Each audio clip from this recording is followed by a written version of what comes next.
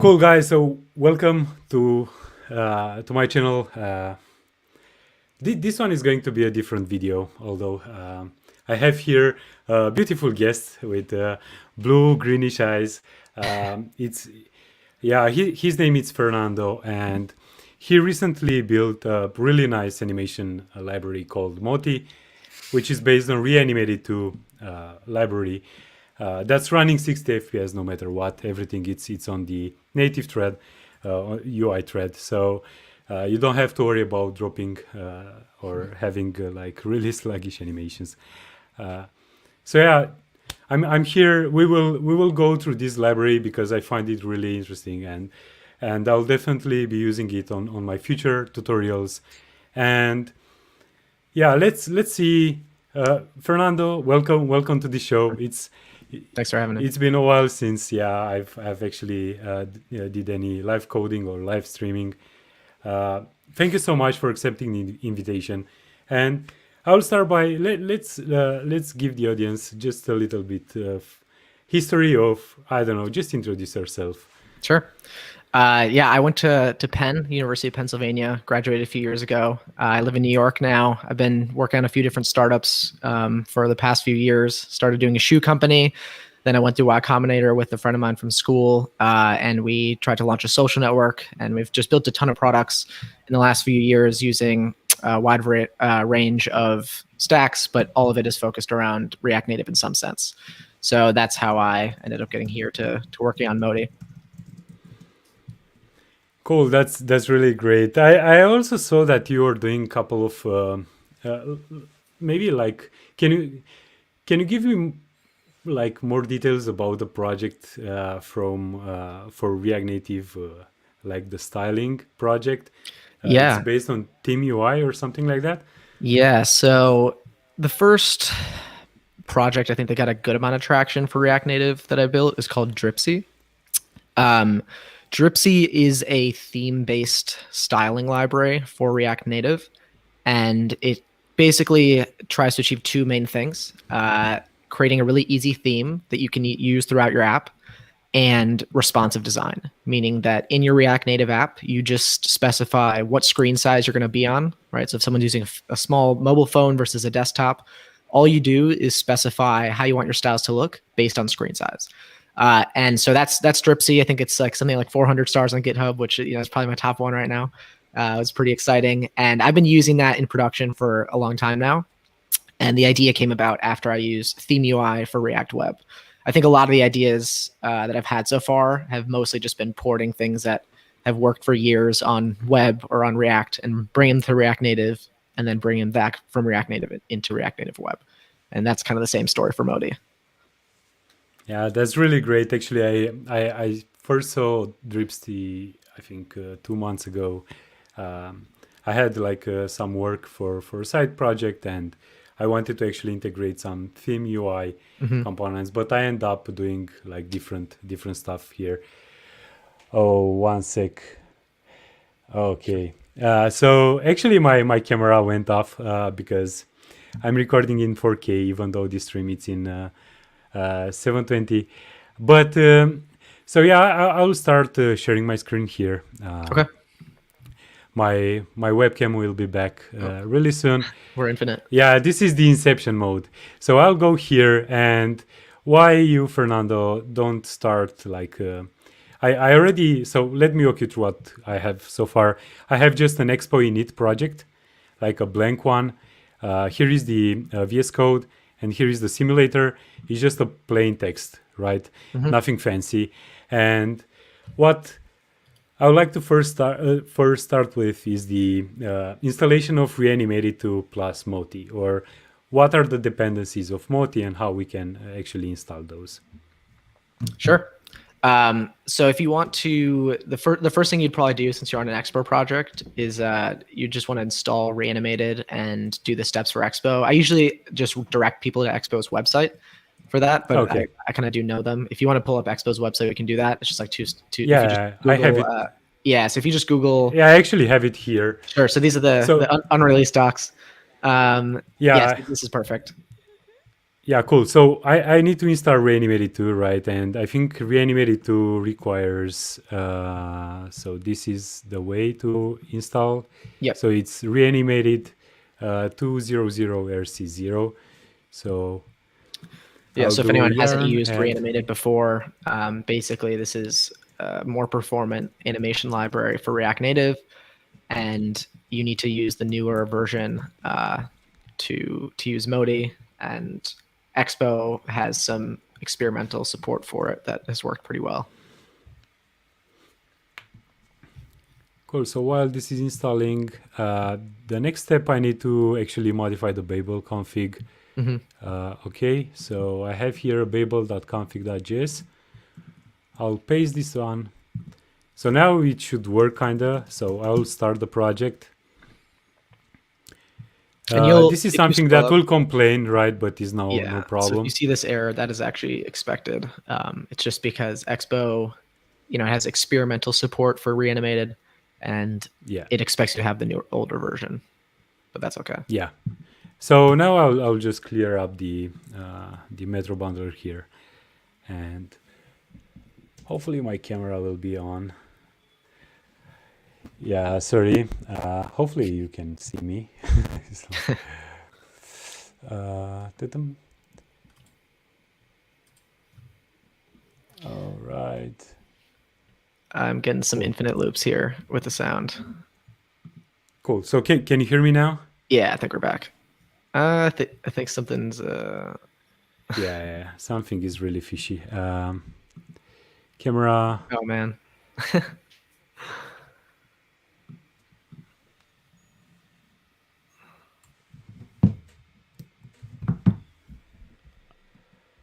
Oh, I think that. Just one sec.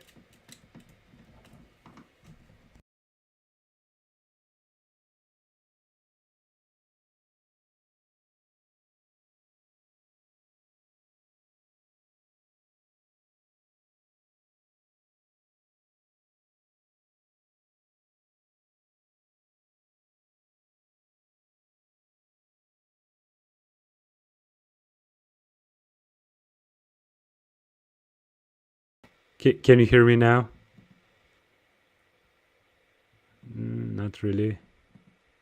Yeah, I can hear you now. How's that? Oh, yeah, All we're right. getting a lot of feedback still. Oh, sorry. Yeah. Oof.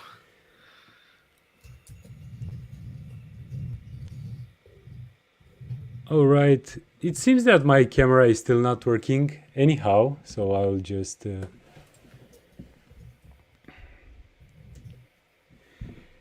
This is I used to use like OBS Studio. You can't hear me now? Is there any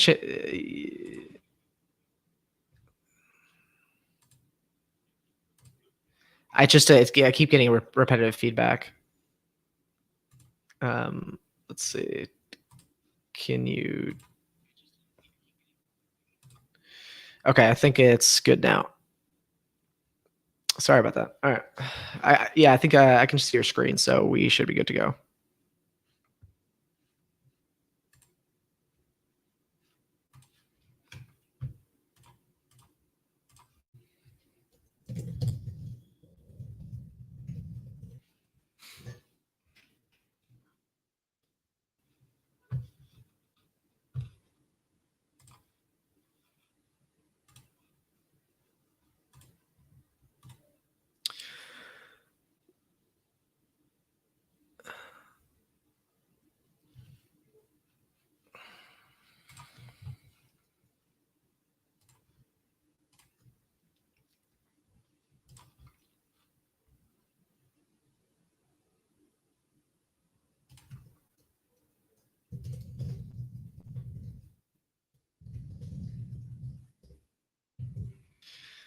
I don't know if you can hear me on here, but you might want to unmute yourself if you are currently muted, because I don't think I can hear you.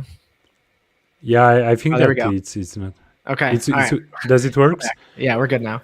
Okay. If you could just please, maybe you can do it by yourself, like sharing Sure. your screen. No problem. Because I think that I need to restart my camera here. Okay. All right. I'm gonna share my screen. Yeah. Get the show. Yeah. Oh, All right. it's back. Cool. It's Okay. back.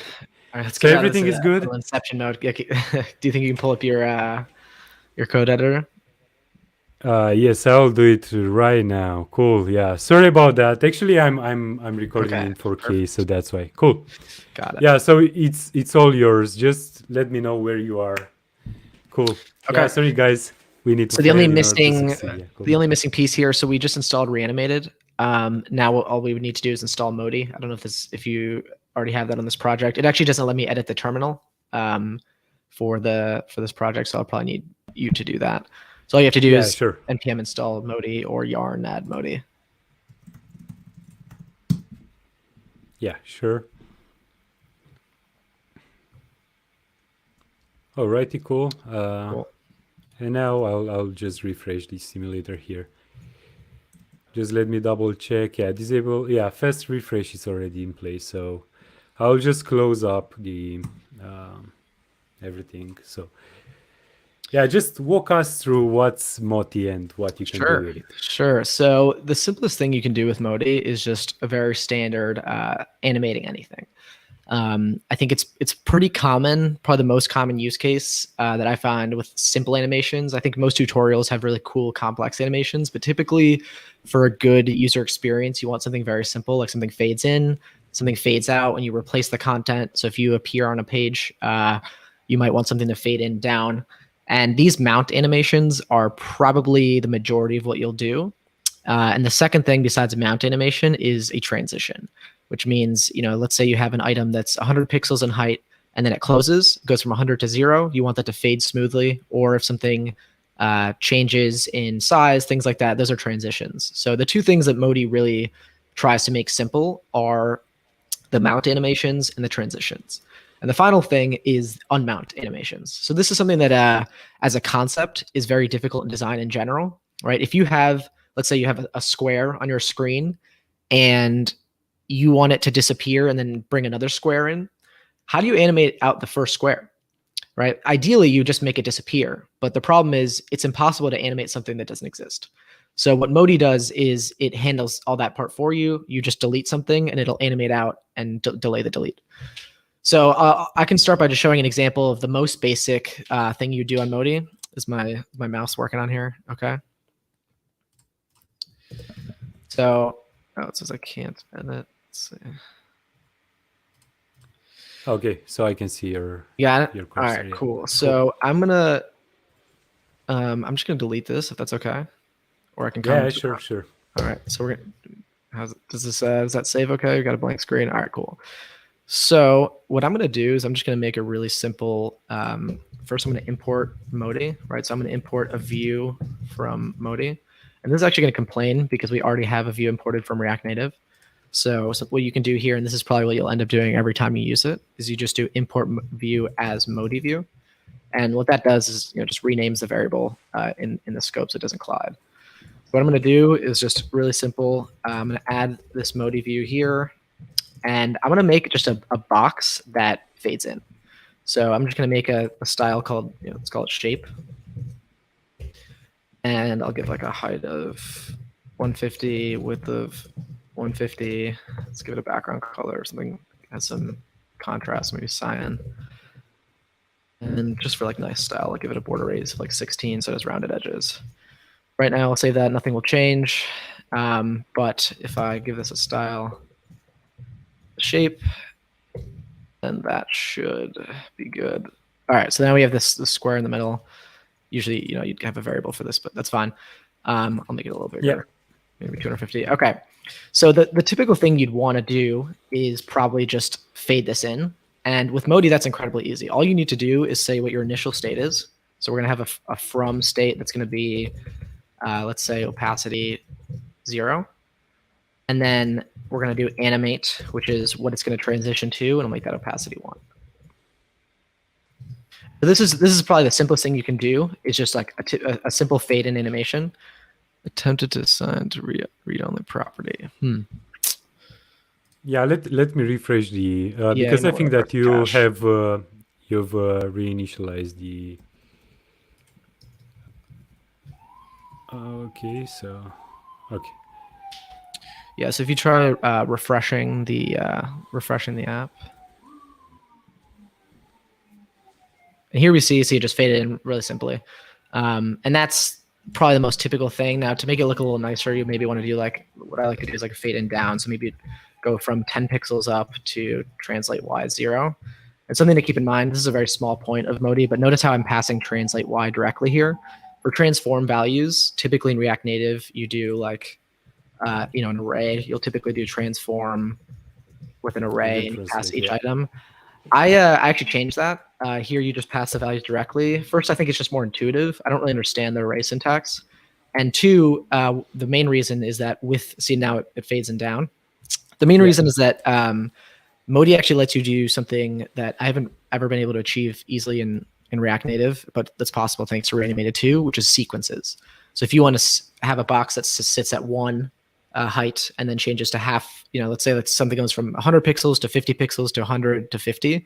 That's typically been very difficult because you need to track the timing of each animation. But with Moti, all you need to do is pass an array, and that's how it animates. So, oh, wow. Okay. So I actually haven't passing tried an array is actually a sequence, right? Right. So if you want to make a sequenced animation, the only thing you need to change is passing an array. So I'm going to try. This is actually one of my less battle tested features. So let's see if any of it messes up. So let's say right now I have this box, pretty straightforward, and all I want to do is make it go. Let's say I want it to go up and down a few times. Let's say like 100, 0, and then maybe 200. So this should make it go up and down. We might have to refresh it to make that happen because these are all mount animations. So if you want to try refresh, and then there we can see it goes down, back up, and down to 200, and that's where it sits.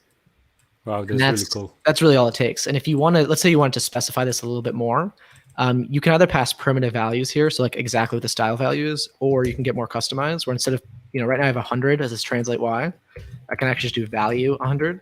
This is the equivalent. So it'll do the exact same animation. But what's cool about this is I can specify different features here. So if I want to do, for example, notice how this has height and width. What I can do. Don't tell me that you can change actually the spring. And So I can actually do for this specific sequence. I can do type, say type timing, and then only this animation will do a timing one, and all the other ones. Wow. See, that one didn't spring. And the last one does a springs, or maybe you want to, maybe you want to delay this step by 500. You can per step configure any sort of, so that one waited up here for a minute and at 0, and then it went back down. Now, the one thing to keep in mind is this is using the with sequence API of Reanimated. So there might be some quirks with that. Another one that I'll show you in a minute is repeat animations. So something else I found very difficult with Reanimated 1 was looping animations. You had to do that like clocks and all this very complicated API, and I didn't really find it to be a good experience at all. So with Moti, all you have to do is pass loop true, and something will infinitely go back and forth. But there are some caveats which I mentioned in the docs. So now that I kind of showed this example for bouncing in and a sequence, I think it would be cool to show an example of a loop animation. So I'm actually just gonna I'm gonna delete this. Maybe I'll put a comment at the bottom. I don't really know what you're supposed to do here for tutorials, but just so we don't lose it, I'll put this down here. So now it doesn't exist, and we're gonna lose our box. So now I'm gonna change the color here so we can easily know that we're doing a new feature of the shape. And I'm gonna remake the same shape again. Now we have a Moti view, and we're gonna do style equals styles dot shape. So now we're gonna have a green box in here. So now what I'm going to try to do is fade something in, or make something maybe go up and down, but have it just infinitely repeat. So, basically we would want something to go from, let's say, translate y of -20, and then we want it to go to, let's say, translate y of 0. Right, so typically this would just make something fall down. That's all it would do. In this case, it's not going to actually do it because the from only works on the initial mount. So I guess a little hack to that would be if I save this, it'll go away, and it'll come down. Okay, yeah. There it goes down.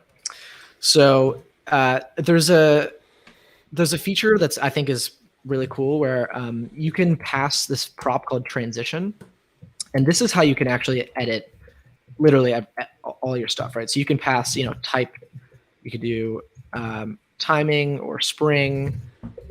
It should be giving us a drop down here, but I can do timing or spring. Decay currently isn't working. But let's say I do like, I can do all these things, and I have like, you can do a delay or, all the options that you would pass for a timing transition.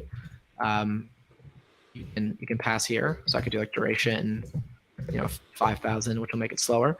But again, this is only for the initial mount. Now, the thing I like the most is you can just pass loop true.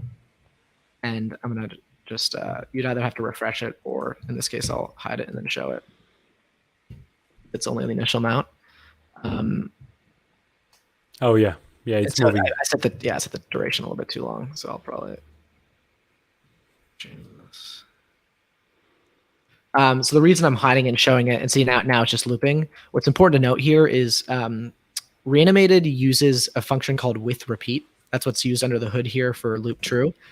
And what that does is, in CSS transitions or animations, you can have an animation repeat, I think is what it's called, and it makes it go back and forth.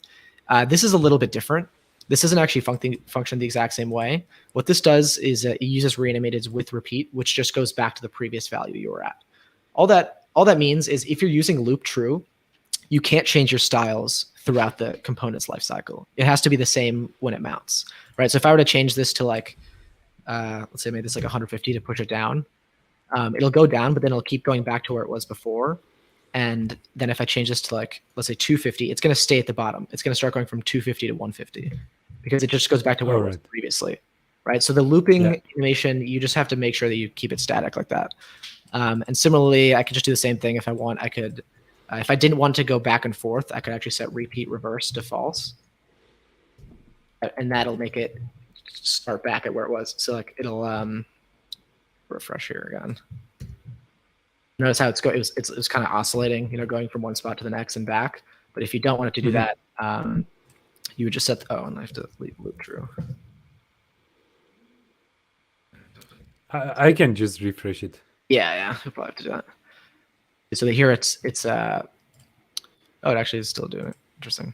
Well, maybe I'll have to change that. And then similarly, you could do like repeat 4, and then it'll just instead of looping infinitely, it'll just do it 4 times, and that stops. Yeah, so doing loops and repeats and things like that, I've found have always been a bit of a challenge. But with here, you just pass your value and it works. Someone asked, what about use native driver? Yeah, this use the under the hood we're using Reanimated, which always uses native driver, so you don't have to do that. Yeah, it's definitely similar to frame or motion for React Native. That's a big part of the inspiration. I'm sure there are reasons for transforms with arrays, but I found this to be a simpler API. And so then another thing that is pretty useful for this is just animating based on state. So I think a very typical thing I have is, let's say you're on a Netflix style search screen, right? You're searching for titles, and at the bottom of the page, you might have like a loader, like a little loading indicator that comes on top of the screen and then goes away. I think that with CSS transitions, this is typically very easy. You just say like, if loading's true, opacity 1 and translate Y0. And if it's false, you push it under the screen and you hide it. Now you can actually use React State in your animations. You can all you have to do is if you pass any values to animate to this prop, just like frame or motion, it will automatically transition. So if you were to change height here or translate Y, if I just were to change this to 100, then it'll automatically animate, right? So you get this just out of the box, everything transitions for you. So if you wanted to, for example, make this a pressable, and say we want to have some sort of React state here, so I could do like I can also add here the unpress. It's pretty cool.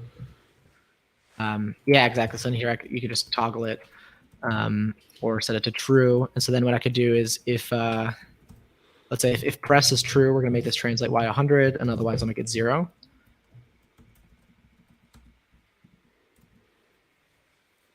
And so after that, you can just click that, and that'll change the state, and that's all you need, right? So very typical use Oh, case, and it does and it's cancel. also interruptible, right? It is interruptible. Yeah, that's right. That's all thanks to Reanimated. Someone asked if they can use this with Dripsy with a modify higher order component. You should be able to use this with Dripsy. Yeah, you can pass any component to modify. The one I haven't really perfectly figured out how to get this to work with Dripsy exactly. Dripsy uses, instead of a style prop, right? Dripsy is a component library for styles with React Native. And instead of using a style prop, it uses something called the SX prop. It's just copied from Theme UI. So what the SX prop does is it lets you use themed values as styles. The problem with using Dripsy directly with Moti is that you wouldn't really get your themed values. So what I've been doing instead is Dripsy has a hook called use Dripsy theme, where you can just, from the Dripsy context, you can just pass variables. So for now, I just recommend using the use Dripsy theme React hook and passing your theme values as variables into Moti. He said, can you do an example for interpolation? What's interesting is there's no real magic going on here with Moti's components. So you can pass animated values as styles too. You can pass animated values. You can, you can pass plain objects. So if you wanted to do some sort of interpolation, that actually should be fine, right? If you wanted to create a shared value with Reanimated and pass that through. There is a somewhat of a more compelling use case for just doing that with normal Reanimated. I think, I don't think Moti is going to replace every use case of when you want to just directly interact with Reanimated 2. It has some really great hooks like UseAnimated style and such. But I would say for about 90% of my use cases, when I'm not doing super complex stuff, I've found that that with Dripsy, with Moti, it works well. There is one especially exciting feature. I don't know if anyone has seen on Twitter that I post about it. That is thanks to Matt Perry from Framer Motion for helping me out with it, which is called Animate Presence. This is probably maybe my favorite part of Moti. I think it's like a bit of a secondary feature in the end, but I think it's so cool. You can animate the unmount of components. So if let's say you destroy a component from the tree, you can actually have a specific animation for when that happens. And the second step is, let's say you want to fade out a component that you've just unmounted. You could also wait for that component to unmount and fade out before animating in another one. So those are two things that live under the Animate Presence component that I can show. Someone asked, again, is it run on the JS thread? That on native, the answer is no, right? So on iOS and Android, this is all running on the native thread thanks to Reanimated. There are some different versions. So if you're changing React state, it will, right? So here in this case, we're changing pressed. That is going to have some interaction on the JavaScript thread. I'm not really an expert on the differences here. I think Terry would be a great person to ask. He gave me a lot of recommendations. I think his last name is Hidek. I don't really know the best pronunciation. Yeah, I'll approach there. Yeah, I think he was building the gallery view, right? Yeah, he's given me a lot of good pointers on how to build a performant API for this. So so far we've covered all the just the basics of building a component based animation. You can also use this hook called UseAnimationState, which acts kind of like React state, but for animations, and its use case is actually just for variants.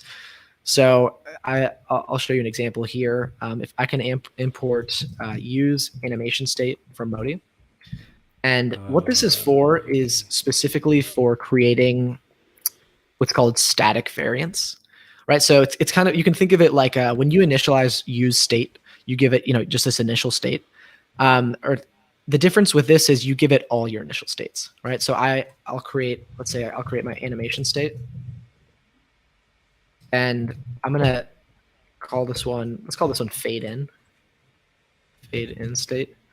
And so this hook called UseAnimationState, it takes one object and you can give it different variants, right? So the typical variants are just from and to, right? If you want to do like just a mount animation, you can do from I gotta fix the types there. It seems like from opacity 0 and then to opacity 1. That's autocorrecting there. And so this, all you do here is you create this state, and then you would just pass. There's a state prop on every Moti view. Some TypeScript issues there, and all you do is pass this in. And if you want to just refresh the, I can take this out. This is Yeah, this sure, actually, I'll refresh instead it. of let's see. Yeah, here, maybe I'll delay it a little bit. It might be hard to see when you can just pass delay prop if I pass this in. There we go. Sometimes it's hard to see when the app first loads. So this, notice how this, it has a built-in from and to prop. So this is similar to use Spring from React Spring, where you can pass a from and a to. This will be initial value. This is what it'll transition to. But what's really cool is you can also create custom variants, right? So you could say something like up, like it's moved up, and then I'll leave the opacity 1. But maybe you also want to add, like, I don't know, let's do a scale this time. I feel like I've been very stuck on. Yeah. So then yeah, I think that we can also do a rotate here. Sure. Yeah. So you want to toss that in? Yeah, I'll pass it. So it's actually, so you know that the order actually matters. So if I'm passing translate and rotate, it's going to translate and then rotate. Mm-hmm. But if I'm passing rotate, it's going to rotate and it's going to translate based on the rotation, initial rotation. So if I do here rotate, have you seen like the framer motion? Like Matt gave a talk at I think Versal or Next.js conference, and he was actually discussing about those things. That's interesting. And that makes sense. And underneath actually also pop motion, it's doing the translations first, and then whatever Very comes cool. rotation, and yeah. Yeah, I think I actually, by accident, am also doing the translations first. Basically, what I'm checking is, we can actually just look at the source code. That'd be an easy fix if I'm not. Basically, I'm, for every style value, I just loop through it, and there's a special section that checks, is this the key of a transform? And if so, it adds it. I think luckily in JavaScript, for whatever reason, dictionaries seem to be ordered. So if you do rotate and then translate Y, or translate X in this case, it should still do it in order. It's just because there's no array, you have to be a little bit more aware of the order in this case. Oh, right. Yeah, it makes sense because, yeah, it's going to. So I think it's like this in the first place. So it's starting from 0 and it's actually going to, but why it's 40 to 0, right? To have it like, okay, it makes sense. Cool. And so then what you could do is, the fade in UseAnimationState returns this state, and so it comes with 2 values. It has a current, right? So you can do fade in state, kind of like use ref. You can do .current, and this just gives you the current value, right? So you can read it in, all right, and it'll be equal to one of the keys. So I think if we had .tsx here, it would give us an autocorrect. But if basically you can make this, you can check like. What I typically do is I'll do like an on press. Let's say you want to change the state. So you could do if fade in state. I mean, this is not a very good real world example, but let's say if it were equal to like 2, then maybe you want to make it big. So then we could do fade in state. That comes with a transition to function. Oh, you can right. just pass it. You can transition between any variants. Okay. Exactly. So you just pass the key of the previous one. And you can similarly read it in like this. Just one thing. Yeah, go ahead. Yeah, sure. Shoot, yeah. Yeah, so the one thing I kind of encourage against is just the typical thing we do in React, which is like destructuring here with current and fade in state. You actually don't want to, or sorry, with transition to would be that you actually don't want to do this. The only reason is that this object here it keeps a stable reference. So if you destructure it, then your current will not be stable. So as long as you don't destructure it, you can use it in like use effect and stuff like that, which is pretty useful, I think. So just something to keep in mind as a pattern. Like you technically can, but I would just not destructure it. Yeah. And basically, so this, I was playing a lot in the past with pose. I'm pretty sure that you're familiar with React pose. It's basically the next step of pop motion, and it's actually the predecessor of Framer Motion. Right. But and he's doing exactly the same thing, right? You have how many keys you'd like to have, or how many states you'd like to have. Hmm. Each key is actually an object, as you represented here, with different styling properties, and you can move from one key to another, basically transitioning from a set of properties to another set of properties, with a spring animation, or maybe a timing animation. So this is like really fantastic. And the what I would like to ask you is, have you ever considered having this sort of API kind of Hmm. hidden, and make it more declarative, like this? Let's say Moti, it's equal to, if it's pressed, I'll go up, otherwise I'll go from.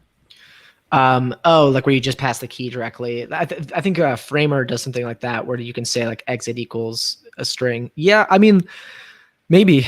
I'm pretty open to any changes. I guess the main thing I saw is the animate prop is going to power most of what you do.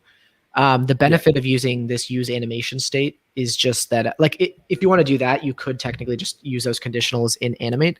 The one thing I like about separating them is it's very clear what you're getting. So in the case yeah, of UseAnimationState, notice how we set these three variants from, to, and up, or as examples.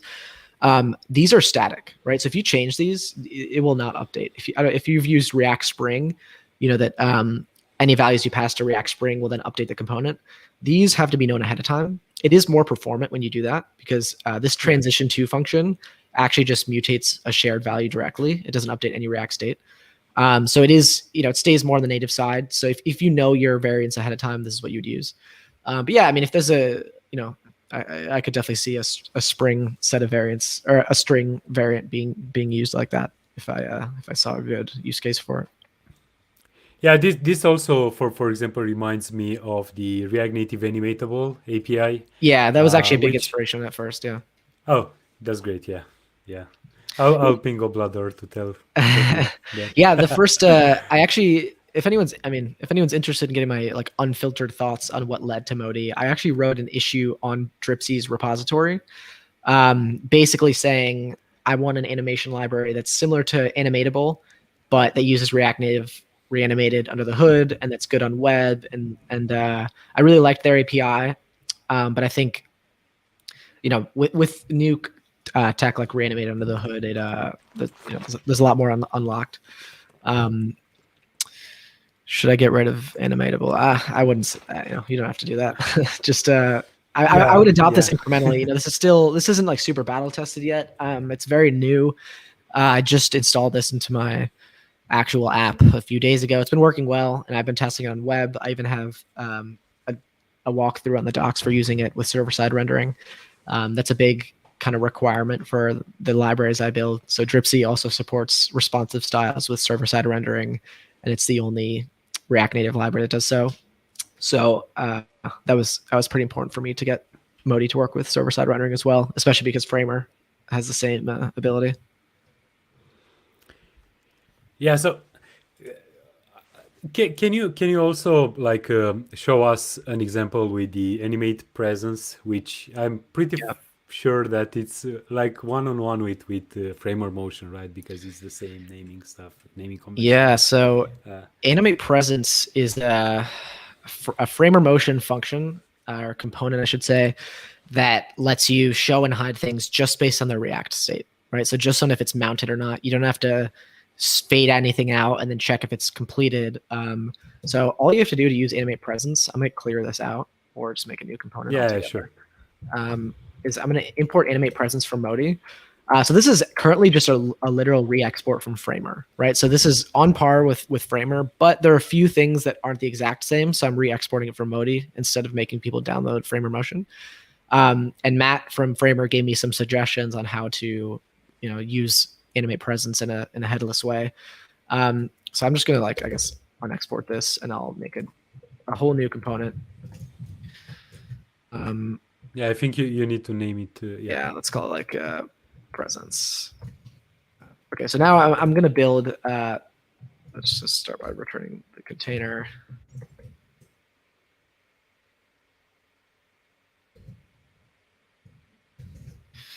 That's called. So now we're just going to get this blank screen again, I assume. I have to refresh. This happens sometimes with Reanimated. Okay. Cool. So now we got this blank screen. And I'm going to add the shape again. So stuff shape. I'll give this a new color this time. Let's see. So it's a little more clear that we're working on a different feature. So I'm going to give this one like a, let's do like a purple.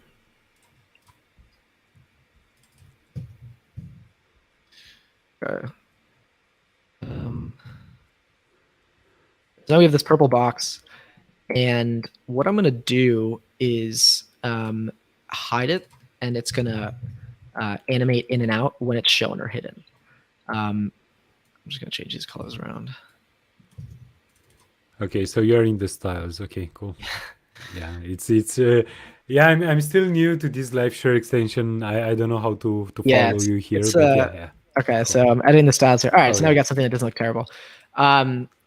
So what I'm going to do is I'm just going to create a state. I'm just going to say like shown, set shown, and this is just going to be our normal React state. Like nothing too crazy. And what we're going to do is we're just going to show and hide this component. So we're just going to have something that you press, and so here you can just see like if it's shown, you'll see this box. Otherwise, you won't. Right. So right now it'll be hidden. So let's just initialize as true. You might need to refresh that. No, it seems like it's working. Okay. Yeah, I guess okay. So now it starts out as true, which is what we want. So I'm gonna actually change the container like we did before to a pressable. And let's just have like a toggle function. It's gonna get clicked, and when we call a toggle, we're just gonna just do the opposite, right? People have a few different ways of doing this, but this just takes in the initial state and switches it. So I'm going to do like on press. Right now, there's no animate presence or anything like that, right? This is what you typically see in an app. So if you try clicking the screen a few times, it should just show and hide the box. No. That's weird. It's not doing it. Oops. What about this one?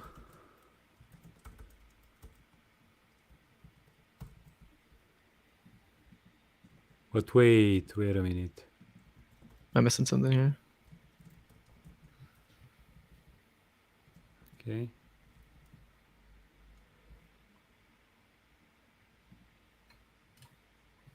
Maybe try to do an alert and toggle to make sure it's being called. It should be right. I mean, if I'm changing it.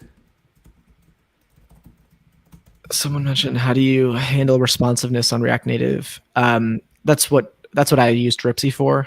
So Dripsy lets you do different sizes on different screen sizes, and it's all based on breakpoints, and it also exports a function called use breakpoint index.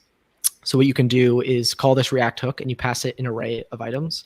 So let's say on a small screen you wanted a certain value, and on a big screen you want another. Let's say you wanted like a height 100, then 200, then 300 based on the breakpoints. All you do is pass use breakpoint index in array with those values, and then it'll return to you the right value depending on the screen size. So you could just use Dripsy's hook for that. And yeah, someone asked me to elaborate on the unmount animations. I'll do that right now once I get this React 1.0 to work. Is this one actually working? Because it seems that you haven't rendered it, so that's why. Oh, you know why this is not working? Because we need Moti view instead, right? It still should. Should be, yeah. Yeah. It doesn't matter. So what happens if you just comment this all out? Does it go away? Like, is this working properly? Okay. Yeah. So it's shown true. So because the onPress handler is not actually taken into account. Okay. So if I hit here, refresh. Yeah, so it's not pressable. Oh wow, that's It's weird. imported. Let's see if I just try an alert, maybe. I think that you Is need that to import other. I mean, we could try touchable opacity, I guess, but I'm surprised it was working before too. Maybe Oops. I don't know if the styles will apply to it. Probably Yeah, to nest. Yeah. this is still not working. That's odd. Well, Um, let me actually try it on my actual device here because I'm on okay. the same network.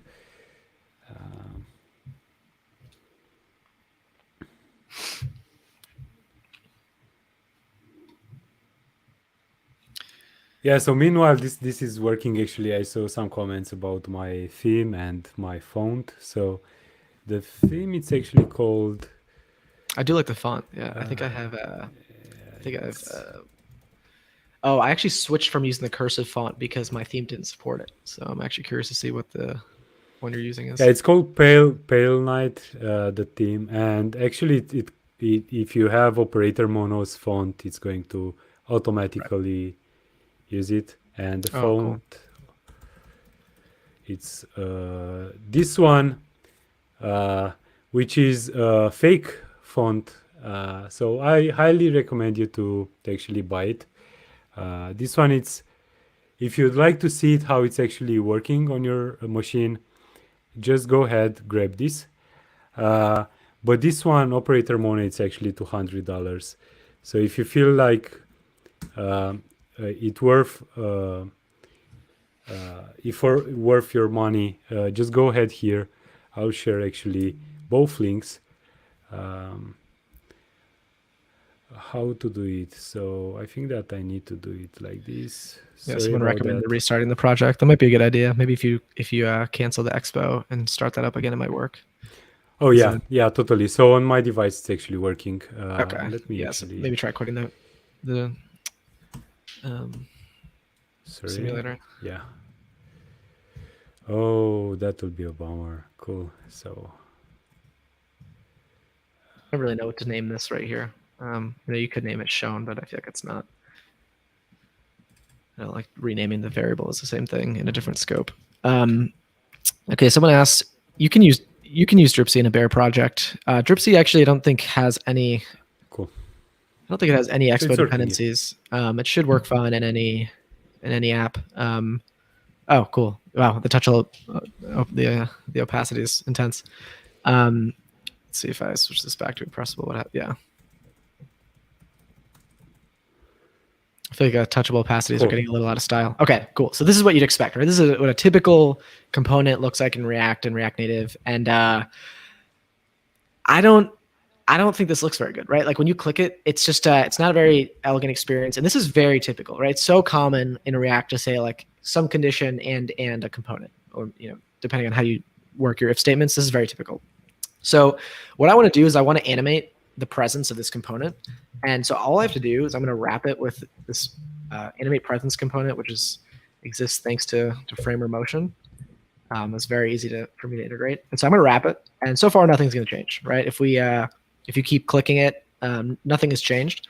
But what I'm going to do now is I'm going to, let's say, have just a simple fade in state, opacity 0, and let's give it like it'll animate in at opacity 1.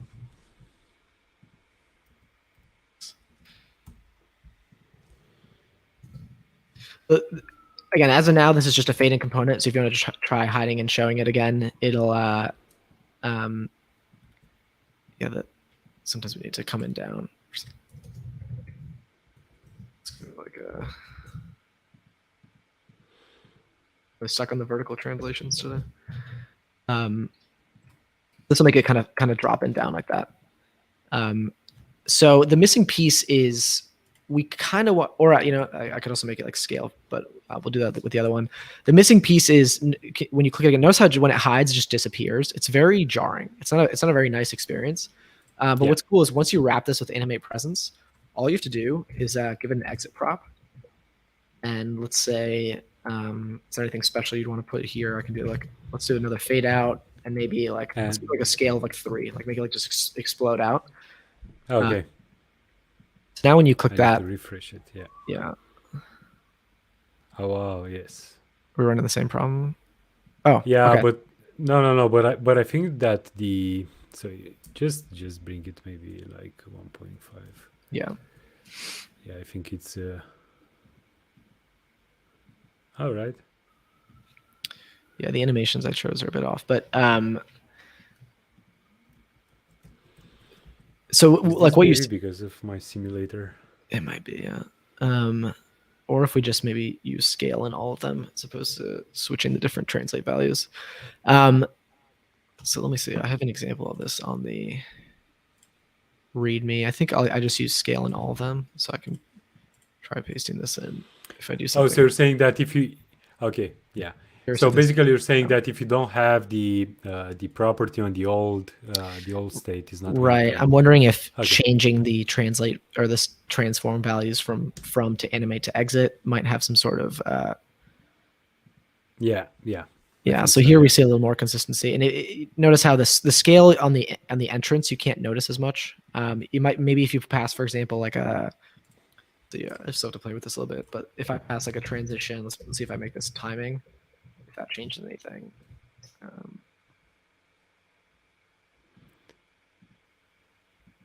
It seems like the opacity and the scale are having a little bit of a conflict.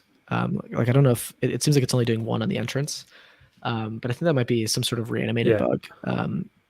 Like it happens. I don't know if it's just my streaming. Some of the times it looks like it's not fitting in, but that's kind of the idea, right? If you, all you need to do is conditionally render something, and it'll animate in and out based on that. Just the same as frame or motion. So the last thing is, what if you have 2 different elements, right? And you want one of them to hide before you show the other.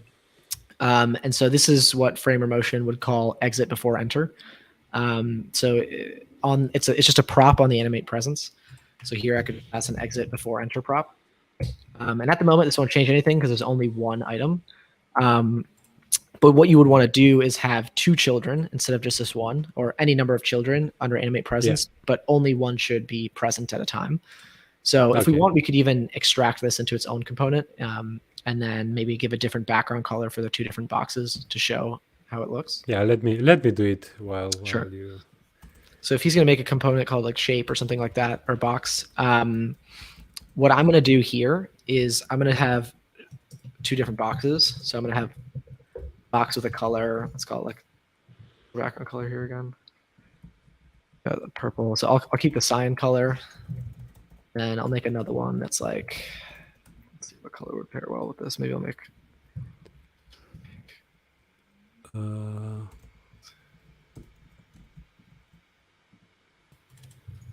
Okay. Oh, one thing to keep in mind here is that color. Just one small detail. I'm using these values here. If you ever want to transition colors in here, you need to use hex values or RGBA. You can't pass these strings. But since they're not being animated, it's fine. So I'm going to take this out, and then we're going to have like one that's shown and another one that renders when it's not shown. The wrong variable name, but this is fine for now, just for illustration. So there's one missing piece here, right? So we have animate presence. I added exit before enter, and we have multiple children. But so we should see, I guess, these 2. We're probably only see 1 box right now. Let me pull up the. Right, so we only see one of them, but it's not animating in and out, right, as we'd expect. Yeah. Really, none of it's animating. And the reason is because animate presence uses the React key prop to know which component is which. But I need to pass every direct child needs to have a unique key here. So I'm going to just, this is just for illustration. I'm just going to use the color values as the keys. But this is very similar to when you're using a list or anything like that in React. You need to pass stable, unique keys for the components that don't change. So don't use like index or anything like that. And now, boom, animates in and out. Yeah. And all you have to do is add exit before enter, conditionally render things, and pass a key component or a key, the key prop. I think the key, just as a side point, I think the key could really use more content. Just discussing what it is. It's super important. Sometimes you have components that are controlled that won't re-render when you need them to. And changing the key will work. Another example is if you ever use a flat list with responsive design, meaning you have a flat list with columns. So maybe you have like 5 columns, and then you shrink the screen. You want and you want to have 2 columns as a screen shrinks. Flat lists don't let you change the number of columns on the fly. So what you can do is you can pass a key to it, which corresponds to the number of columns, so that it'll re-render fully on a different set of columns. So I think just keep the key column, the key prop in mind, and don't forget it when you want an exit before enter animation. Yeah, exactly. It's just forcing re-render, basically. Yeah.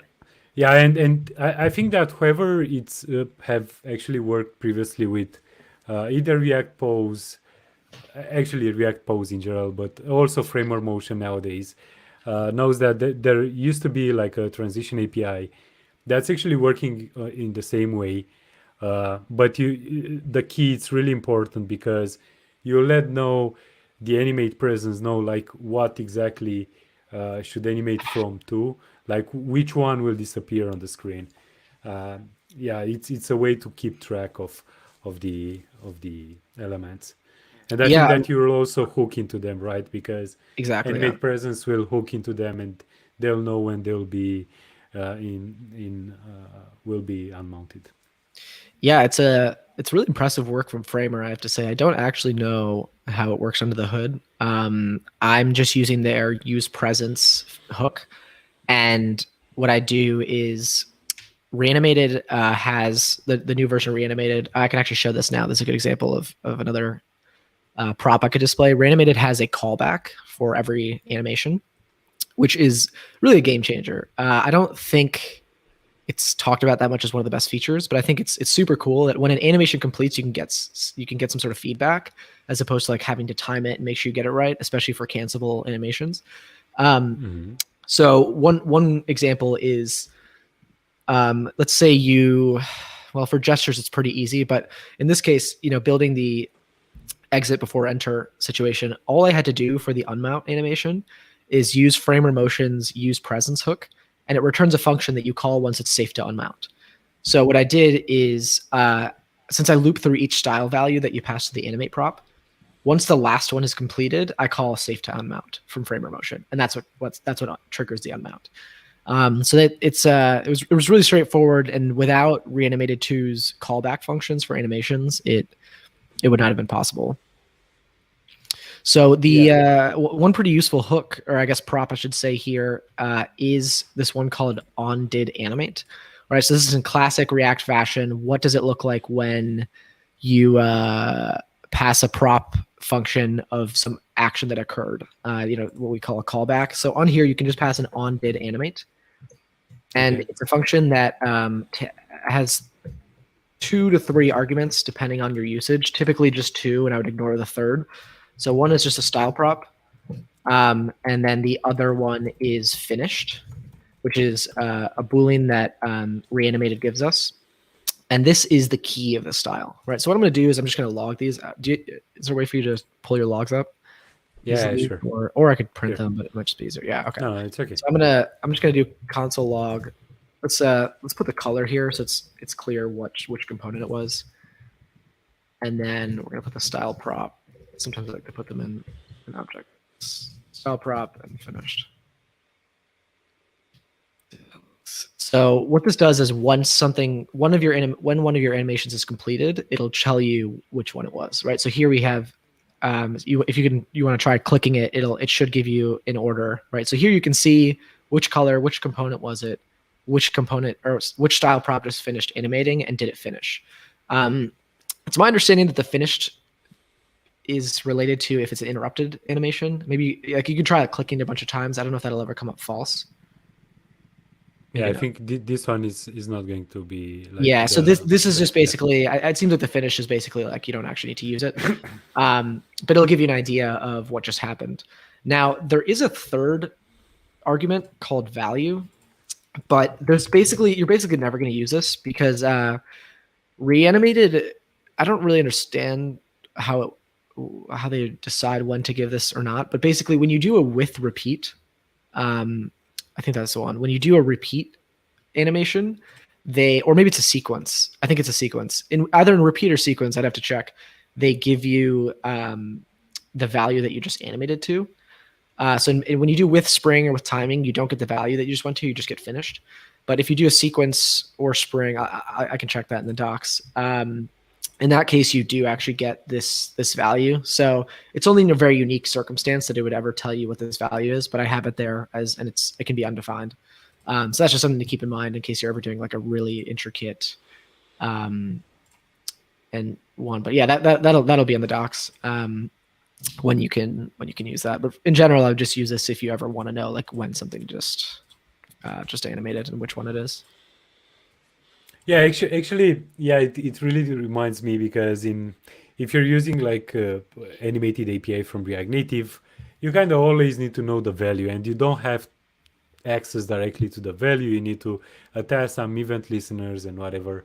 But we reanimated to when I first saw it couple of months ago, actually many months ago, and you could actually access the value directly because it's just a number. I was like blown away. It's Yeah. like it's yeah, it's on a different level. It's totally different, yeah. So Yeah, I've still been trying to. I think it was Will and Johnny who are doing a podcast on Reanimated 2, and they were talking about an ESLint plugin for knowing when you should be using a worklet versus not. And I thought that was an incredible idea. I really hope they make that. I think it was William was saying he wanted to make it because I still to this day, I think that this is the one difficulty with Reanimated that I keep running into. I don't know if anyone hasn't used it yet. Basically, you have to write the word worklet at the top of a function to run it on the UI thread, is my understanding. And it can be confusing. Like I've had times, there's currently one function that doesn't work properly in Moti, which is strictly due to a worklet issue where I think it's for sequences. If you want to pass a custom configuration for each step, it doesn't fully work because the object I'm constructing is either on the native or JavaScript thread when it shouldn't be. And Reanimated complains saying you're trying to merge an object from the native thread with one on the JavaScript thread. So those I think are some issues they still kind of have to iron out from a developer experience perspective that I'm sure they will once they get the core stuff fixed. But that's something I'm pretty excited to see fixed. Is just I feel like for early developers it'll be pretty confusing like what the worklet is. So that's part of the reason I think something like Moti could be useful if you're a newer developer. Is, you're obviously giving some trade-off with not having these shared values that you can use whenever you want and have more control over. But for like 90% of the use cases in a real app, this is probably sufficient. I have a couple of questions regarding this. So because it's reanimated, though, I can pass here like 100 width, right? Mm-hmm. Yeah, we've been really respecting the rules of transitions by using opacity and scale and all these ones that I can also add here a color. Oh, but actually we are actually animating these. Yes. Yeah, it's really great. Yeah. Yeah, and this does all live in the native and yeah, because animating width and height, like whoever, like from whoever is listening to us now, it's as it is in CSS world, you can only animate without triggering paints in using transforms and opacity. Yeah. But the same applies to React Native, so you can use native driver only for transforms and opacities. But with Reanimated 2, you can actually do everything natively. So everything will run on the UI thread. So yeah, one example of this that I think worth mentioning that if you'd Yeah. like to modify a width from 100 to 200 using animated API from React Native, you cannot do it by using native driver. It's going to complain saying that native driver will only work for transforms and opacities. So this is like really important, and it's really a huge step forward achieving really good animations because it's just a number. It's just a number. And by the way, this is not possible in CSS neither. So animating with is going to have some pains on the fly. So I think that Matt also had a discussion, I think, with Max Stoiber, I think, Yeah. and also at this Next.js conference where he actually discussed about the sub-pixel, um, which is basically the transform and opacity, and while you have this sub-pixels. So it's really important to keep in mind that in Reanimated 2, especially in Moti now, since it's using Reanimated 2, passing a different width to animate is not going to have any performance impacts on your application. Yeah, I think maybe it was from Matt. I forget. These guys are really just brilliant. Is anyone hearing me, or Yeah, I I'm can just hear it talking here. alone here? Are you able to? I Can you cannot still hear hear me you, back? Oh, you can't. so it Uh, might be because of me, or can we animate height by listening to scroll with Moti? Yeah, I mean, I would no, assume no, no. I so. think You could can you guys so. comment if you can still hear me on here? I'm not sure if it's my mic or. I can hear you just fine. I'm not sure how my sound is. Yeah, I think that I cannot hear you anyhow, so I don't know Here, what happened. let's see. Boom, boom. Okay, Oh, they it's say they just can both hear me? us. Yeah. Damn. Okay, cool. All right, in the meantime, I will. Oh man, Audio. I'm running low on computer battery. I gotta go grab my charger in a sec. Something I think would be cool to show. Yeah, Someone asked it's if I can just me. animate height by listening to scroll. Can definitely do that. I would say you can also do that with Reanimated. So it's not like a huge like you can pass animated values to Moti, but you could also do the same with an animated view.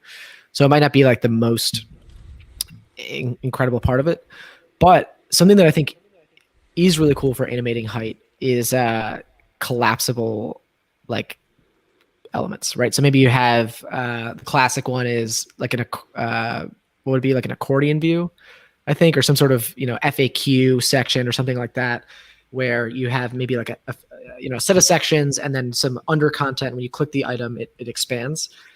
This has been terrible for me to do in general, right? I really have not had an enjoyable experience building this kind of feature. It's always really finicky to do, like you were just mentioning, high performance transitions for heights and widths. But now that's actually pretty possible with Moti. So I could show an example of what that looks like. Also, can you hear me again now? Yeah, it's I know you can. okay. Cool. Yeah, I have those headphones and they have connected to my phone here. Sorry about that. No worries. Cool. So I'm gonna, if you want to go back to the top of this, I'm gonna also. Oh, you know what? Before doing this Yeah. this toggle, this accordion, could you give us an example about an color animation, if that's Oh, possible? sure. Yeah, I have to say this is something I'm not like super confident in. So let's see how it goes. Okay. I'm also, my roommate's about to get me my laptop charger because I'm. Actually, you know what you can. But we can show it. Yeah. The one thing to keep in mind when you're animating color is to, like I said before, use hex values. Don't pass like red or blue; it won't work.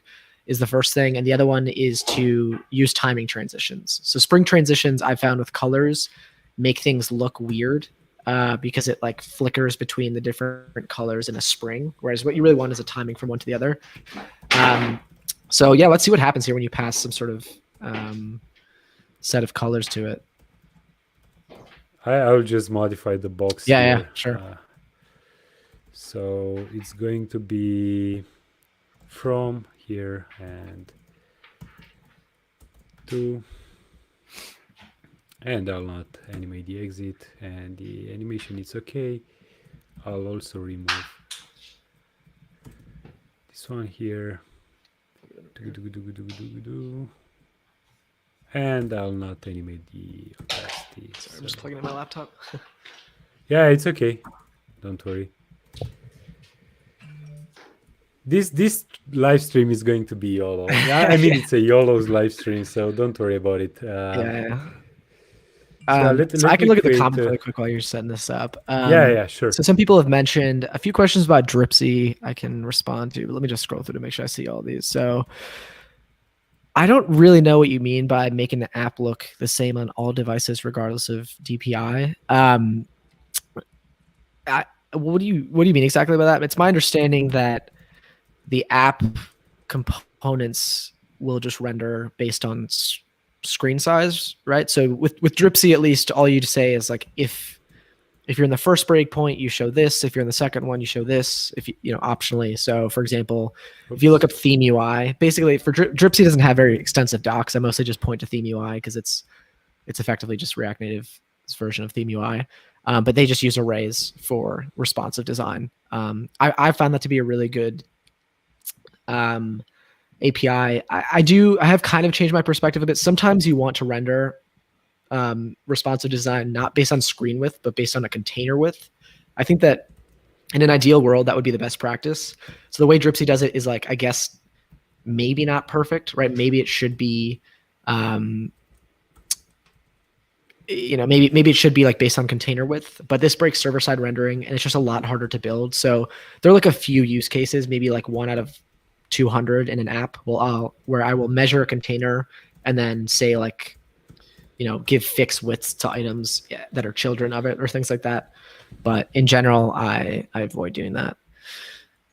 Components look bigger on some Android devices. To be honest, I don't know. I'm not sure if this is might have to look into that. I really don't. I don't really code a lot for Android. Also, like I haven't done it in a while. I've mostly been focused on web these days. But is this released? It's not technically yet, but you could install it. I mean, if you look at the installation instructions at the beginning, and I'm kind of hesitant. I know what it means once you release an open source project that people expect a lot. But if you want, I can comment on here for the people that are watching who want to beta test it. I'll give the link to the work in progress docs here. So if you guys want to try that in your app, this URL I just sent should be, it doesn't actually have a domain yet, but that should work. And try it out. Hopefully it works. And if there are any problems with it, just try to bear with me because it's still quite early. Oh, this is like really good. Yeah, I truly like this this idea of having. This is really easy. I mean. Yeah, it's incredible. I mean, it's incredible because it's also on the native thread. So could you try something? I haven't actually done this with colors. Could you try adding loop true and see what happens in the transition? It should work, right? I mean, yeah, and then you'll just have to refresh it. Yeah. So if you want to have just an oscillating style like this, something else I thought this was really exciting for is skeleton loaders. Right. So I think gradient animation isn't something that's really possible. But with a skeleton loader, what you could do as like a kind of a hack is you have just like a gray background, like a placeholder content. You have sort of a gray element, and then you could create a off gray gradient and have a container that has overflow hidden. And then you just move the gradient back and forth. And for that, all you need to do is like translate X from -50 to 50 and just set loop true. And there you have a skeleton loader. You don't have to set up timing. You don't have to set up callback functions for animations or any of that. You just set that to true. So gradients would not technically work to animate, but there are hacks for this. So it's the same thing in CSS. You can't actually animate a background image, which is the CSS property that uses for gradients. But what you can do, and what I've done in the past, is there are a bunch of different ways you can animate gradients linearly. So you can superimpose a number of gradients on top of each other and have, so for example, let's say you want like a red to a blue. You could create 2 different gradients, a red to transparent and then a transparent to blue. And then you just hide and show, you superimpose a bunch of them, and then you just use opacity to show and hide different ones. And it looks as though the gradient is animated.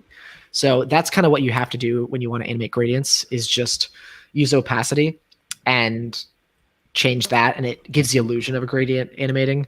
But I actually think this would be a great component idea for someone to extract, is like a Moti animated gradient where you just pass it different colors and it creates the multiple layers for you. I'm really excited to see what people build on top of this, because it seems like there's just so many, like building a collapsible height thing would be so simple as a library, so many things like that. Yeah, someone asked about the skeleton. I haven't actually made an example yet, but that's one of the examples I want to put on Moti specifically because I don't have a good skeleton loader in my app that I've ever been that happy with, and I think it'll be pretty easy to do now. There are a lot of ones to build on, so I'll be trying to build Yeah. that pretty soon. I'd Wow. love to see. This is incredible, man. This is like, oh. I mean, passing an array. It's even like. Oh, something I forgot to mention. Yeah, sequences don't work with loop. Reanimated doesn't allow with repeat to go with sequence. That's in the docs, but that's probably going to comment out loop here. But yeah, it's the array syntax is something that kind of changed my life for design when I was doing Dripsy, because in Dripsy, again, this is something that I don't want to confuse people with. With Dripsy, you pass an array and it gives you a different style at a different breakpoint. And with Moti, you pass an array and it gives you a sequence. I think that this simple approach to design is just very intuitive. Everyone can understand. And actually, I think I took this from Framer. I think Framer has, or maybe React Spring, but I believe it's Framer. They called it keyframes. I think this is, because of CSS keyframes. I think this is the closest thing that we've gotten to CSS keyframes in React Native. Yeah, I think that's also like something really powerful in React Native Animatable, because you can actually pass keyframes, right? I mean, Yeah, I've used that a lot. The from and to values are great. and you can also specify like in percentage, so it's like it's incredible. I mean, yeah, but it kind of makes sense because yeah, if you pass a sequence, why you would like to loop it somehow, but yeah. Right. Yeah, that is an unfortunate shortcoming. I mean, I would love for them to add that feature in Reanimated so that I could combine with sequence and with repeat. I have got a question, I think twice now. Is there a way to animate the layout when any component unmounts? So I assume what that means. Are you talking about shared layout, right, between two elements? I think that's a common feature used in Framer that unfortunately is not possible. Actually, if you go on my Twitter, I think on the latest post of Moti, somewhere deep in there are a lot of responses, and I was responding to someone who asked a similar question, and Matt from Framer actually chimed in. He says that it's not possible to do the same thing in React Native quite yet. I don't know if he was discussing just layout animations in general, apparently because they use the DOM in the browser to measure, and there's no real way around that. So you would see a flicker. To be honest, this is not my area of expertise. I would love to add that feature. It's kind of like I have no idea how to do Animate Presence before like 2 weeks ago, and then they walked me through it and I added it in an afternoon. I think that's kind of the way this goes. So if someone can figure that out, that would be awesome. I think the closest thing for shared element transitions, and I know you've done a bunch of videos on that, which I've loved, are the what's it called, React Native shared elements. Yeah. By Hein. Great library. API serve is a little bit complex if you're not using the navigation one, but very good low-level library. But as for just normal layout animations, it seems like that's not something we could do right now. But I would love for that to be solved. I think that you can actually use the layout animation anyhow. Like so I think the question itself was if you have like 3 different elements on the screen, and you suddenly remove the one from the middle, are the other 2 going to animate and fill up the empty space in between? I think this was the question, and I think that this is not related to Animate Presence anyhow. I mean on React Native side. So yeah. Okay, so there are a few other examples we could go into. I don't know if there's anything in particular people would want to see. I have it, for example. How long are we running this one? How long have we been on here? Oh, we've been on for a minute. It's been a while now. Is anyone still watching? Oh, 1.5 hours. I don't know. I don't think it's telling me how long the video's been going. Yeah, I'm actually running it on my device here. So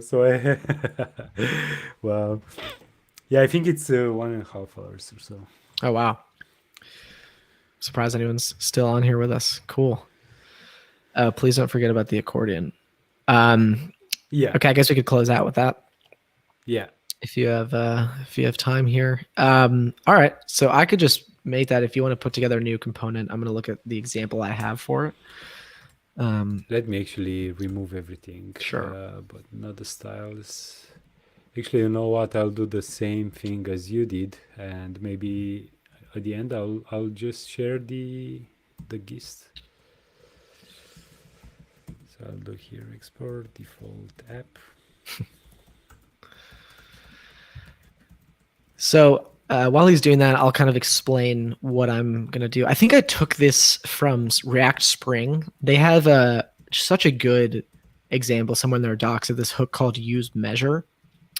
And then there's a React Native community library called React Native hooks or something like that. And they have an on layout hook.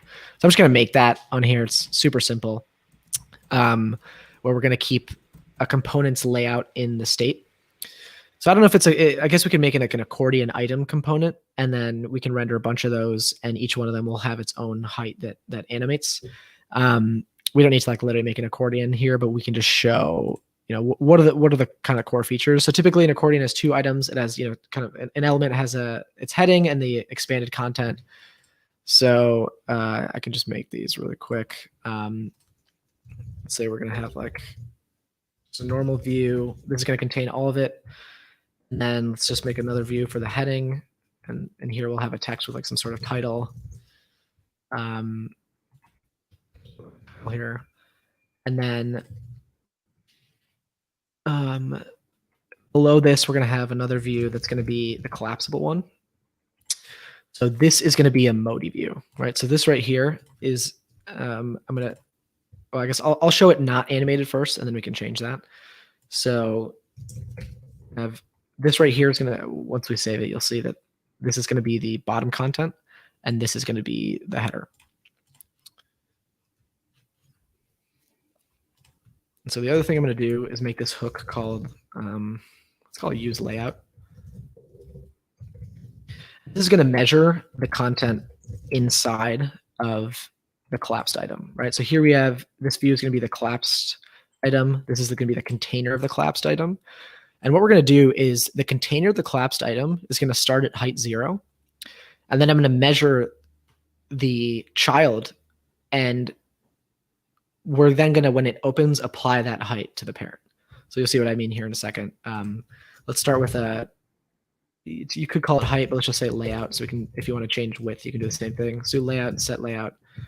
I have a React state here that, I think we've been doing React dot so far with that syntax.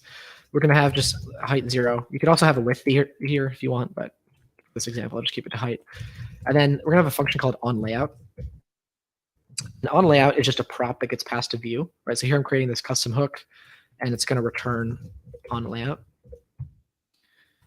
And then in my actual accordion component, I'm going to get access to this onLayout function that's currently empty.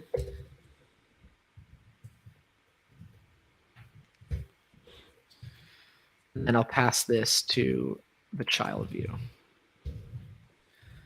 So if you want, maybe I can, yeah, we'll just leave it like that. So I'm going to go to the docs really quick and just see what the arguments are for onLayout. Oh, it's event native layout. Yeah, right. Okay. Event native event.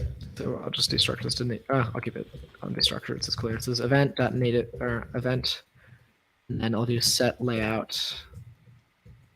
Event native event.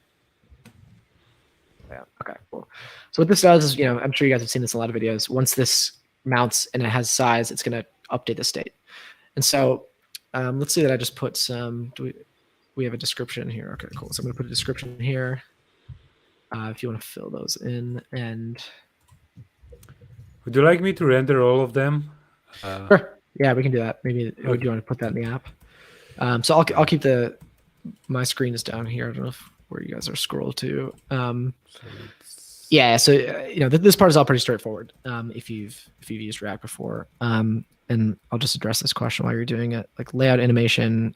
Yeah. Unfortunately, I don't have any layout animation for React Native. This is something I would love to get done. It seems like the best thing you could do at the time is, I guess you have two options. In native, you could use the transition API from Reanimated, which is like kind of experimental. They don't even have it on their docs anymore, so I don't know if they want to maintain it.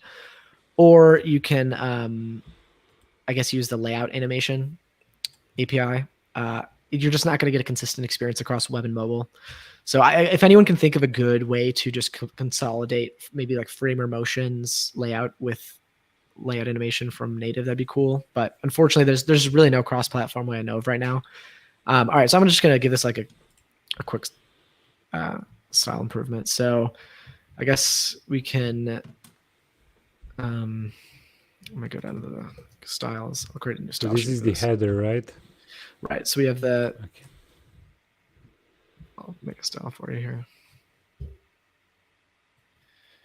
I'm gonna just style this item. So let's call this be dynamic style, because the height is gonna be layout here.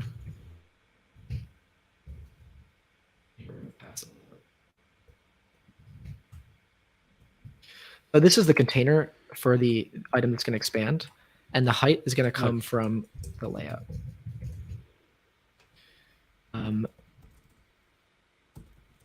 I guess the one missing piece is we want to know if it's expanded or not. So we're probably going to have a second piece of, is this item open or not? Open, set is open.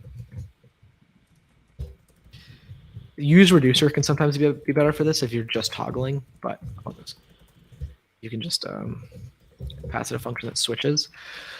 So what I'm going to do here is the height of this, if it's closed, is going to be 0.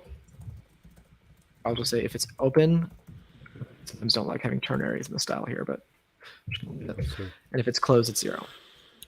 So in this accordion item, we have, here's a header section where the title is. Here's the item that expands.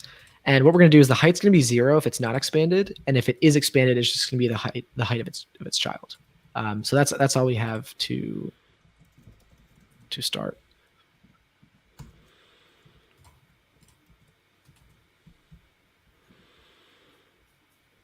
Oh no, this is looking really awful. Looking good. I like it. All right, and I'm just going to add a. Okay.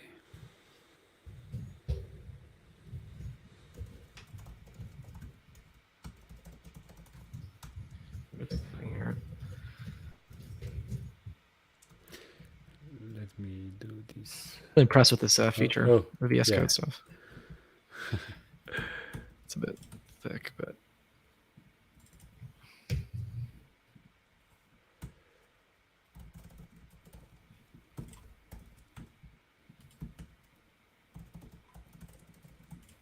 It's actually Georgia.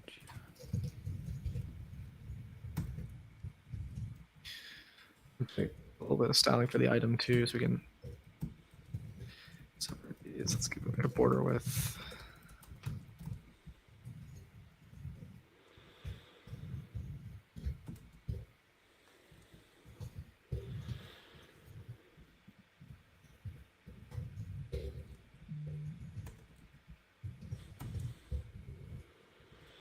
Oh, this is like really nice. I mean the sharing, the live sharing, it's incredible. Yeah. Very but cool. Why the title is not? Oh, you probably don't have the font loaded in, the Georgia font. Oh no. No, it's awful. Anyhow, so I like the mono one that you put in earlier. The what was that? The Menlo. Nice. Yeah, it's the default. The default mono space. This looks cool. All right, that'll do for now. So let's just add a pressable. So I'm going to change this. Right now, the header is the title section is a view. So let's just change this to a pressable. Classic. And when you want to toggle it, let's say, I don't know if you want to make the whole thing a pressable, because maybe let's just leave it at the header, and then we'll just do like on toggle. Same thing we did before, and we'll just.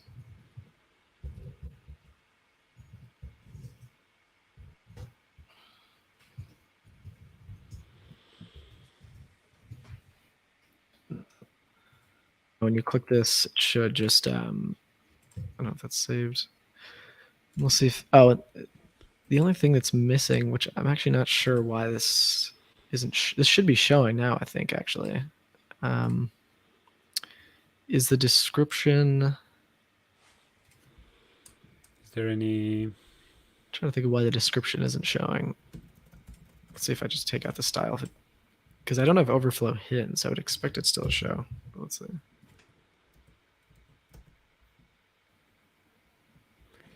See, native. I actually took out the height styling here, and the description still doesn't show. Oh, it does there. Okay, cool. So then, so I'll say the height is going to be, if it's open, we give the description. If it's open, we'll do layout dot height, and otherwise we'll do 0. So we want it to be collapsed. Right now I haven't made it a Moti view or anything like that. We'll just leave it as actually no. Yeah, sorry about it. That's cool. Yeah, you can. Perfect. Okay, so let's see. Does clicking it expand it? Yeah, I Okay, need to refresh it. Yeah. This is what we would expect to happen. Okay, so that's good. So the missing piece now, this is what I thought before, is to add overflow hidden to the title container. Now what we see is this. So do you want to try clicking on one of them and seeing if this expands? I need maybe to refresh it. No. Maybe we have the same issue. Oh yeah, is untoggle being called? I don't know. Let me check it on my device here.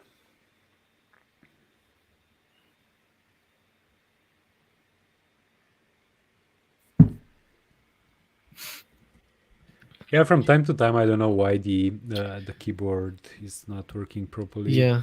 Yeah, but it's not working here on the simulator. Something that could be cool for next, if you do this again, is you could put out the tunnel link, so then people could actually have their phone open right now on Expo and using this exact app. You could put that in the description. I'll actually do it now. If you just hit D, and then it should give you a tunnel. Yeah.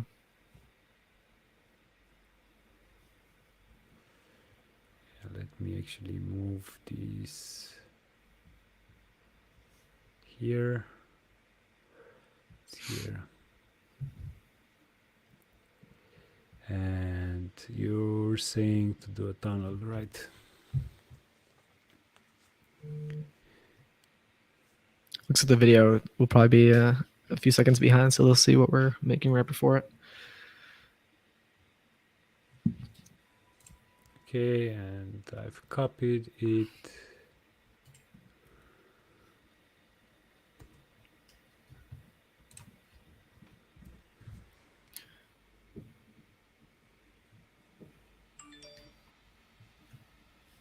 Do we still get nothing if you click it? Nope. I could try putting like an alert in there or something and see if that. Maybe I'll. It's almost there on my device, but okay, I'll just do that.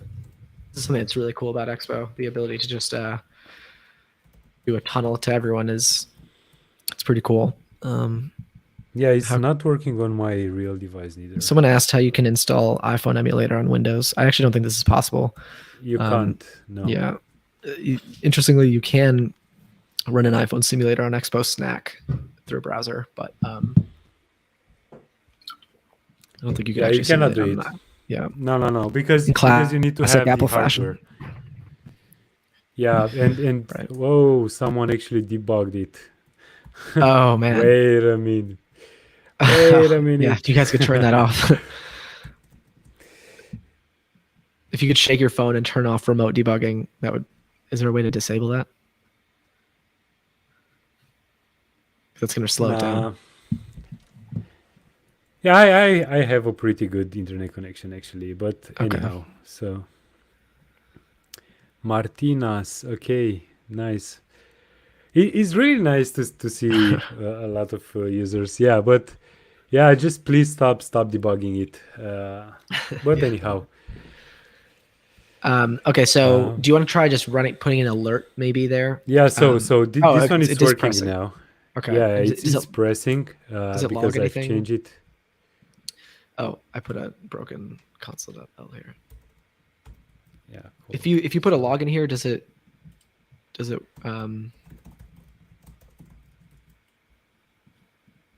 Nope. we're having trouble with the pressables. I'm gonna try this on my phone. Does anyone else see it?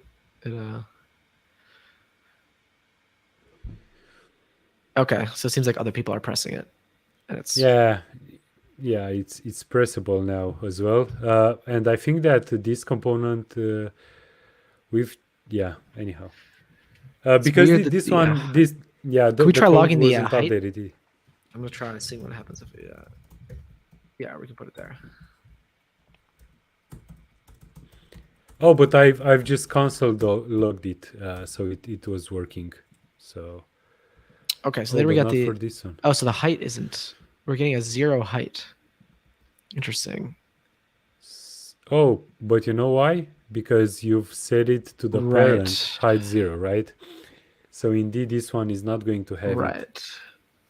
That's interesting. And why aren't we doing this way? This is because the overflow hidden is not going to work, right? Right. That's right. So then the problem is we're still gonna get the same.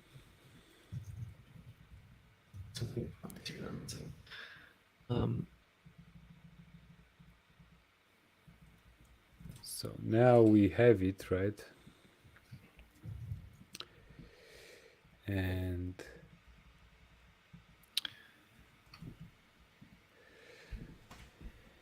how we can really what we need to do is we need to measure the child and let it fully expand without preventing the parent from actually being height 0. Now, I guess one solution, which kind of ruins the point of this, is we could give a fixed height to the child, but then that kind of defeats the purpose, because really what you want is a dynamically sized. But actually, you know what? Yeah. Because we have this example from React Spring where they measure the child and then pass that height to the parent. But I guess that. But I think that we can move. I think that we can move this style here.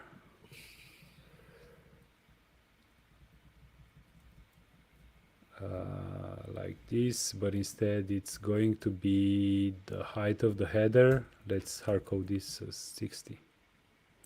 Someone said use layout effect.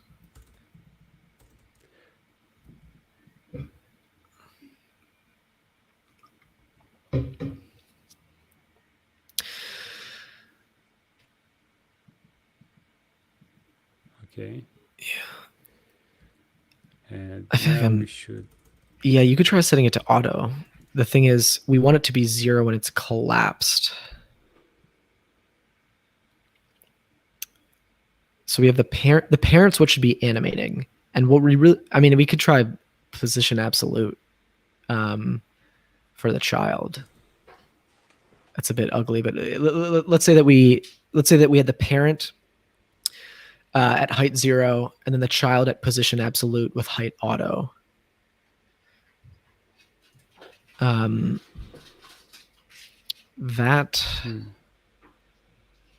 If we have left and right as 0, then it might ignore its parent's height and just go beyond it. Why not make the child invisible? Position it absolute is going to be relative to its parent, right? Right. Will its height also be? I think the height might ignore the parent. Someone said, why not make the child invisible and then make the container expand? Oh, yeah, you can make sense. Oh, yeah. Wait, what if we just conditionally render instead of giving it height 0? Or opacity. Well, I think if we conditionally render the child, and then. But you need its own layout, right? Right. So what I would Oh, say it's is, it's about this one. so if we, for the on layout, what we should do is,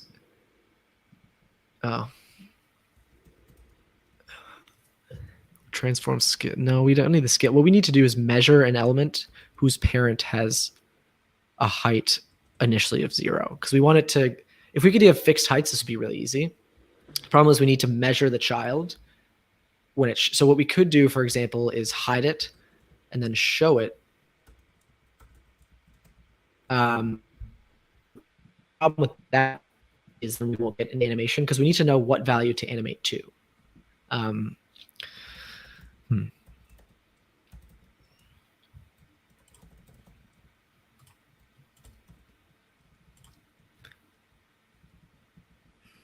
I don't think you can animate auto with Reanimated. Now, what's interesting, I actually had an example of this in the docs, but it uses fixed heights. Let's see what we got here. Okay, there's one example I can think of potentially that's a hack, which is this would maybe even be its own abstraction, but we would absolute position something and give it height auto, and then its child should expand beyond the content, but it might be a bit elaborate to just. I can try and figure this out afterward, or someone can also do. We could try to piece this together.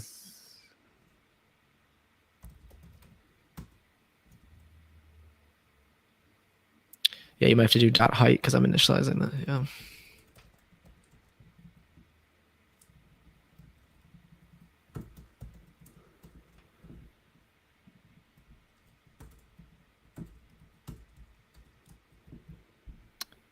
That's an interesting idea. But the thing is, I start as 0, so that'll never be true initially.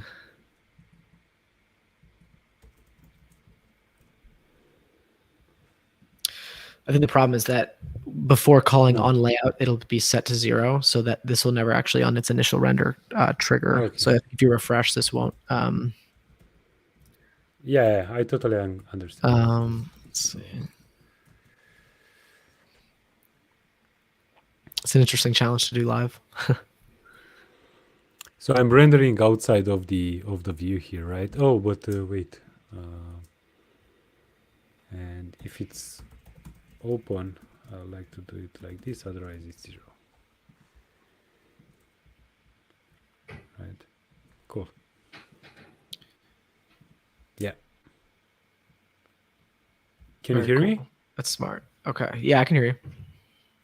Oh, I cannot hear you. Boom, boom, boom, boom, boom. Can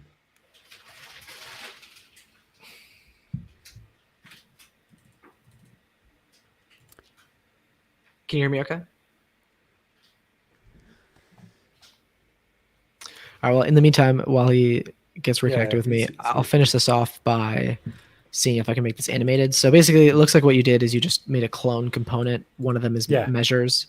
That's a smart way of doing this. So what I'm going to do is turn this one. This is the one that we want to expand, right? I think that's right. So what I'm going to do is call this a Moti view. And change this to animate.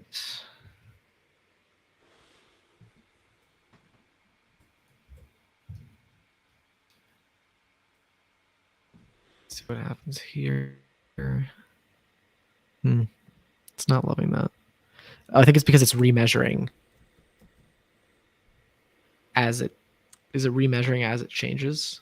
I wonder if we would need to have like a only layout on the first time. Oh, but I think that you cannot pass like this, right? Yeah, maybe pass this as a style. And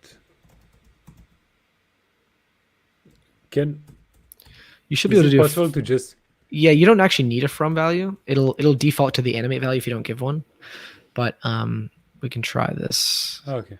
So Oh, but you know what? Let's do a transition. It's type, right? yeah, type. Looks like the overflow is still a bit.